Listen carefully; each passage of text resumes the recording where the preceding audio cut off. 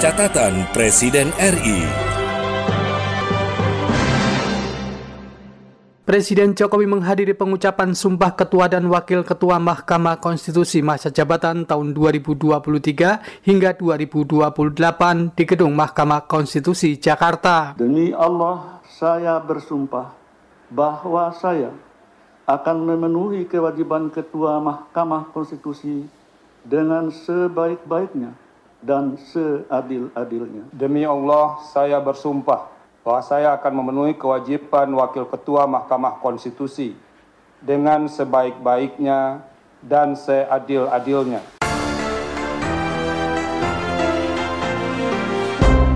Presiden mengaku sudah mendapatkan nama-nama yang diusulkan Partai Golkar untuk mengisi jabatan sebagai Menteri Pemuda dan Olahraga. Tapi nama-nama dari Pak Ketua Golkar sudah masuk ke kita.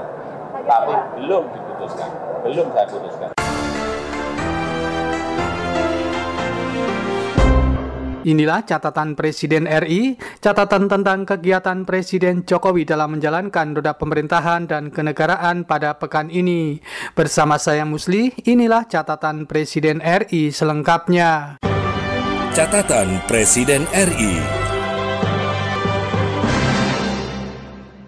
Senin 20 Maret, Presiden menghadiri pemberian penghargaan penanganan COVID-19 di Gedung Kementerian Keuangan, Jakarta. Presiden Jokowi dalam sambutannya antara lain minta agar semua pihak untuk melanjutkan keberhasilan penanganan pandemi COVID-19 ke berbagai persoalan yang dihadapi Indonesia. Menurut Presiden, seluruh komponen bangsa telah bekerja keras melampaui tugas dan fungsinya masing-masing dalam menangani pandemi COVID-19. Lebih lanjut, Presiden menjelaskan sinergi antara pemerintah dan partisipasi masyarakat juga merupakan salah satu hal penting untuk menghadapi berbagai masalah. Cara kerja kita selama menangani pandemi harus kita betul-betul manfaatkan untuk pemerintahan pasca pandemi, post pandemic governance. Saya harapkan kekuatan besar selama menangani pandemi betul-betul bisa kita teruskan dalam mengatasi permasalahan lainnya.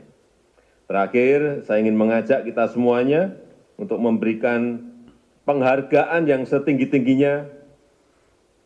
Saya menyampaikan penghargaan yang setinggi-tingginya kepada seluruh tenaga kesehatan, para petugas, para relawan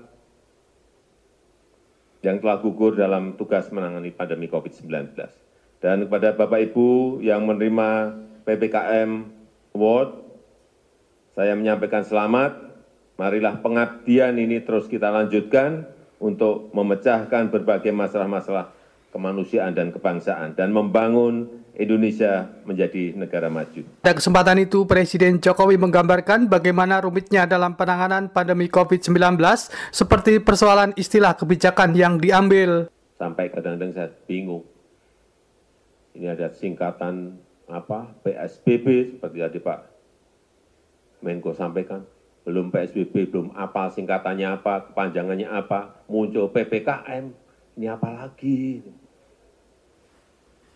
Belum hal-hal yang lain yang baru-baru yang kita sebelumnya nggak dengar, muncul karena adanya COVID. Ada yang tahu singkatannya PPKM? Saya tunjuk satu orang gitu aja mungkin nggak tahu, saya yakin. Berani taruhan saya, termasuk ibu-ibu yang tertawa belum tentu apa PPKM kepanjangan apa. Coba maju Ibu, tapi yang saya tanyakan bukan PPKM. PSBB. Nah. Terima kasih Pak, perkenalkan saya dari Kalimantan Timur. Kalimantan Timur. Iya, saya sentra vaksin dari klinik swasta. Ya, PSBB langsung. Pak, tadi entah PPKM. PSBB.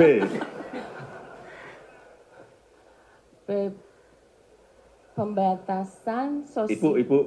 Ibu bekerja di mana? Saya di Puskesmas, Kepala Puskesmas, ya. Pak. Sekarang Kepala Puskesmas, PSBB. Tadi yang saya hafali PPKM, Pak. Iya kan? Bentar, Pak. PSBB, pembatasan sosial berskala besar. Ya, oke, betul. Terima kasih, Bu. Silakan. Terima kasih, Pak. Nanti saya kirim ke rumah Ibu lah, sepeda. Dalam kesempatan itu hadir semua pihak yang terkait dengan penanganan pandemi COVID-19. Selain itu, sejumlah menteri anggota Kabinet Indonesia Maju juga tampak menghadiri pemberian penghargaan tersebut.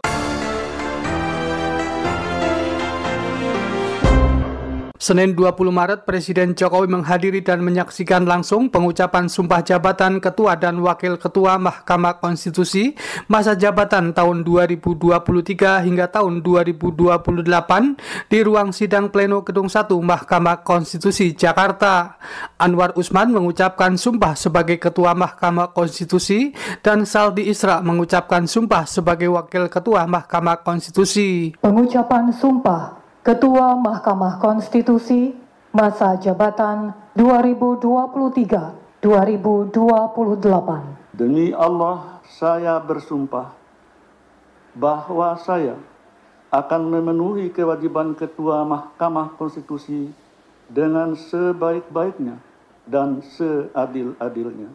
Memegang teguh Undang-Undang Dasar Negara Republik Indonesia tahun 1945 dan menjalankan segala peraturan perundang-undangan dengan selurus-lurusnya menurut Undang-Undang Dasar Negara Republik Indonesia tahun 1945 serta berbakti kepada nusa dan bangsa. Pengucapan sumpah Wakil Ketua Mahkamah Konstitusi masa jabatan 2023-2028. Demi Allah, saya bersumpah bahwa saya akan memenuhi kewajiban Wakil Ketua Mahkamah Konstitusi dengan sebaik-baiknya dan seadil-adilnya, memegang teguh Undang-Undang Dasar Negara Republik Indonesia tahun 1945 dan menjalankan segala peraturan perundang-undangan dengan selurus-lurusnya menurut Undang-Undang Dasar Negara Republik Indonesia tahun 1945. Serta berbakti kepada nusa dan bangsa. Pengangkatan Anwar Usman sebagai Ketua MK didasarkan pada keputusan MK nomor 4 tahun 2023 tentang pengangkatan Ketua Mahkamah Konstitusi masa jabatan tahun 2023 hingga tahun 2028. Sementara itu, pengangkatan Saldi Isra sebagai Wakil Ketua MK didasarkan pada keputusan Mahkamah Konstitusi nomor 5 tahun 2023 tentang pengangkatan Wakil Ketua MK masa jabatan tahun 2023 hingga tahun 2028. Selain Presiden Jokowi, hadir dalam kesempatan itu para pimpinan lembaga negara serta sejumlah menteri anggota Kabinet Indonesia Maju.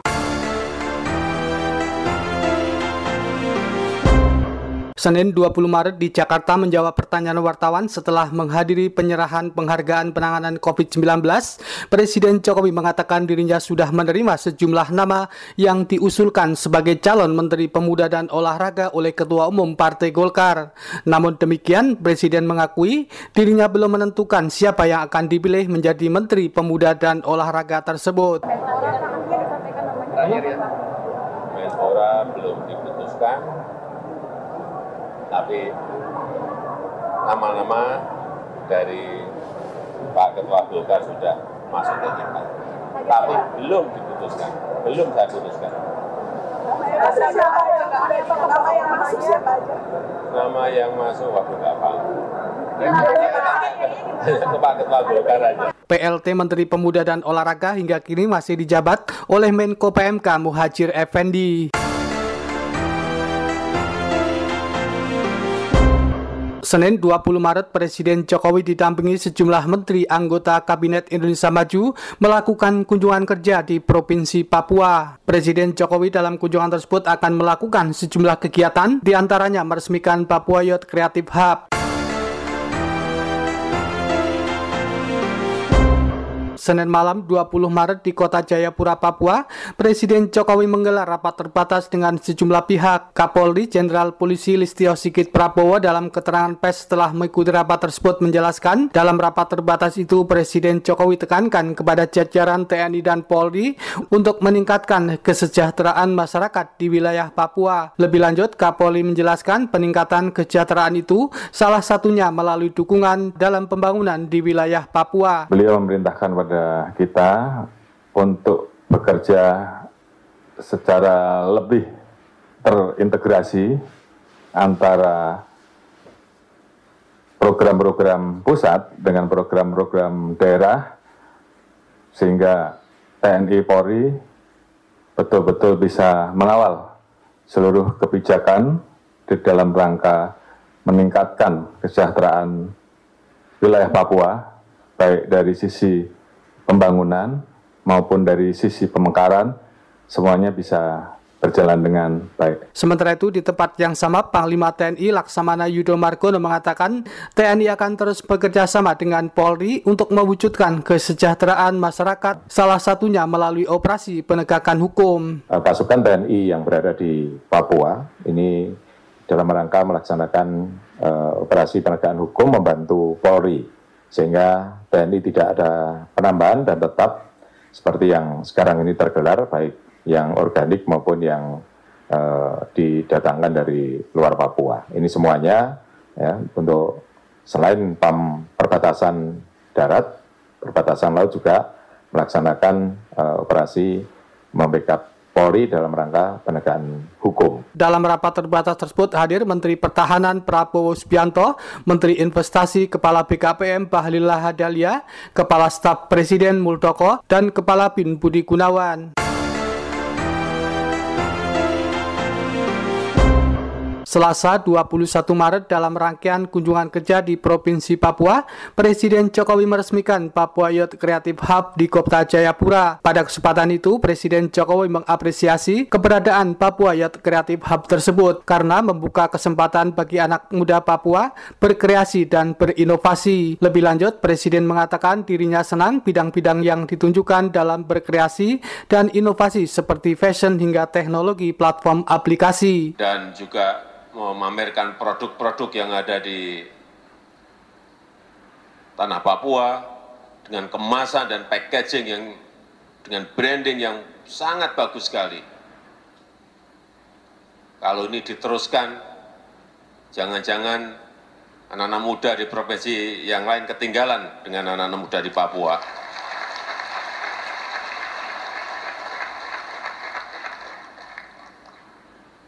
Ada desainer untuk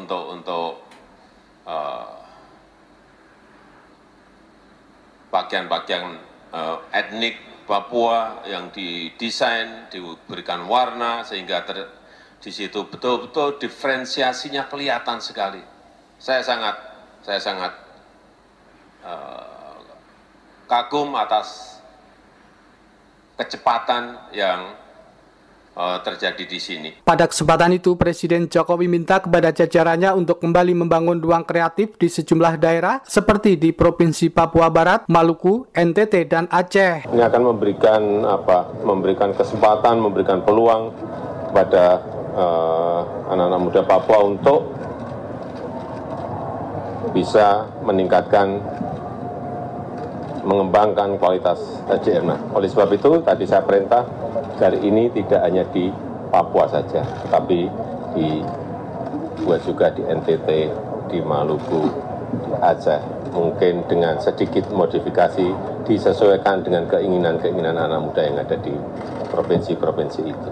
Tapi anggarannya kan butuh besar sekali. Gimana? Ini kan aja besar, Pak. Nanti yang di provinsi lain. Tidak ada masalah.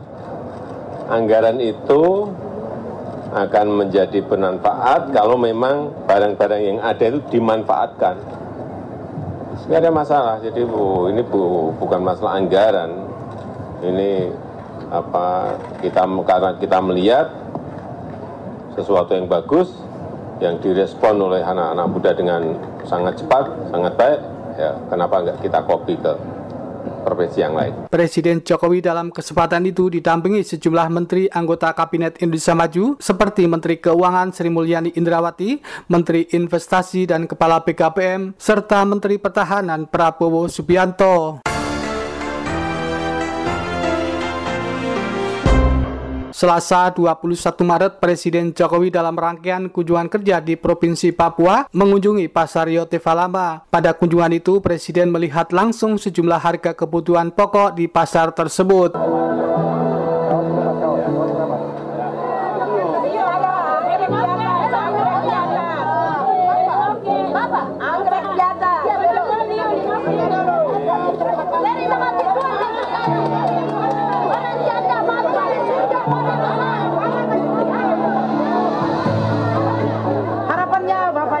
tetap supaya bisa kita ini dengan baik.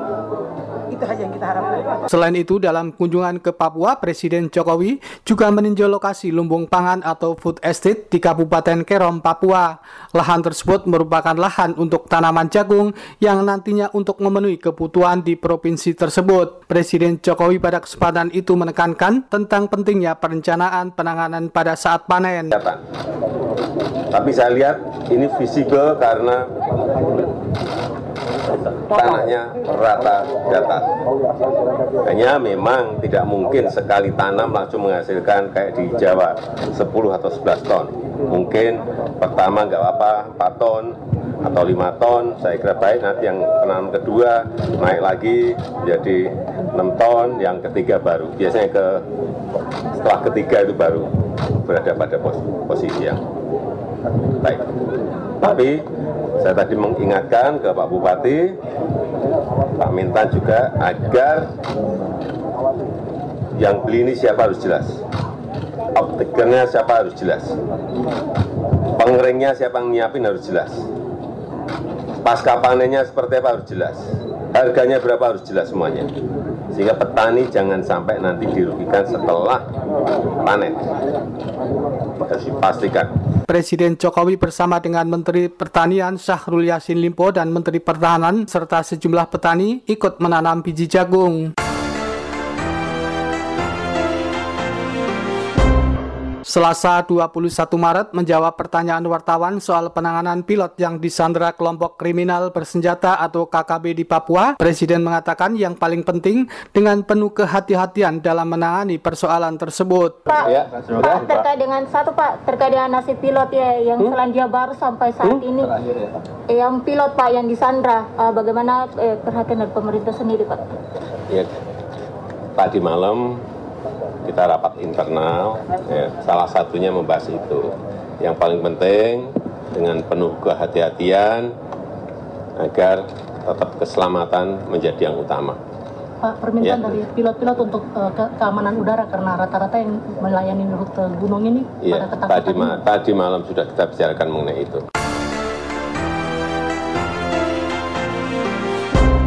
Selasa malam 21 Maret, Presiden Jokowi kembali menuju Jakarta setelah melakukan sejumlah kegiatan dalam kunjungan kerja di Provinsi Papua. Kamis 23 Maret, pihak Istana melalui Sekretaris Kabinet Pramono Anung menjelaskan soal surat edaran yang dikeluarkan oleh Sekretaris Kabinet tentang arahan Presiden terkait penyelenggaraan buka puasa bersama. Menurut Pramono Anung, surat tentang arahan dari Presiden tersebut hanya ditujukan kepada para Menko, Menteri, serta Kepala Lembaga. Saya perlu menjelaskan surat yang dikeluarkan oleh Sekretaris Kabinet berkaitan dengan buka puasa bersama. Yang pertama, bahwa buka puasa itu atau arahan Presiden itu hanya ditujukan kepada para Menko, para Menteri, Kepala Lembaga, pemerintah. Yang kedua, hal ini tidak berlaku bagi masyarakat umum, sehingga dengan demikian masyarakat umum masih diberikan kebebasan untuk melakukan atau menyelenggarakan buka puasa bersama. Yang ketiga, yang tidak kalah pentingnya adalah saat ini aparat sipil negara, pejabat pemerintah sedang mendapatkan sorotan yang sangat tajam dari masyarakat. Untuk itu, Presiden meminta kepada jajaran pemerintah, ASN, untuk berbuka puasa dengan pola hidup yang sederhana, tidak melakukan atau mengundang para pejabat di dalam mereka melakukan buka puasa bersama. Sehingga dengan demikian intinya adalah kesederhanaan yang selalu diberikan oleh contoh oleh Presiden itu merupakan acuan yang utama.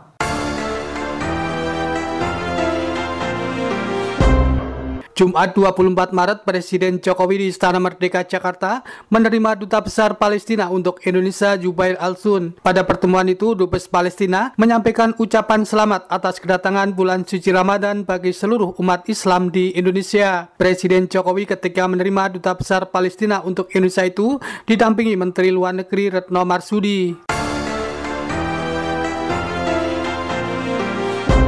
Jumat 24 Maret di Komplek Istana Kepresidenan di Jakarta, Presiden memimpin rapat terbatas dengan sejumlah menteri anggota Kabinet Indonesia Maju. Menteri Perhubungan Budi Karya Sumadi dalam keterangan pers setelah mengikuti rapat itu mengatakan rapat tersebut berkaitan dengan mudik lebaran. Lebih lanjut, Budi Karya Sumadi juga menjelaskan dalam rapat itu dirinya juga melaporkan tentang adanya potensi kenaikan orang yang akan mudik. Kami melaporkan bahwa terjadi suatu kenaikan jumlah saudara-saudara kita yang mudik dari 85 juta menjadi 123 juta orang.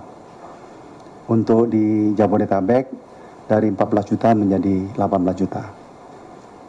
Artinya terjadi kenaikan 47% untuk nasional dan 7% untuk Jabodetabek. Sementara itu, di tempat terpisah, Menteri Perdagangan Zulkifli Hasan menjelaskan saat ini langkah-langkah persiapan menjelang Lebaran tersebut sudah hampir 90%. Nah, yang kedua, persiapan Lebaran tadi hampir 90% on the track ya Pak ya.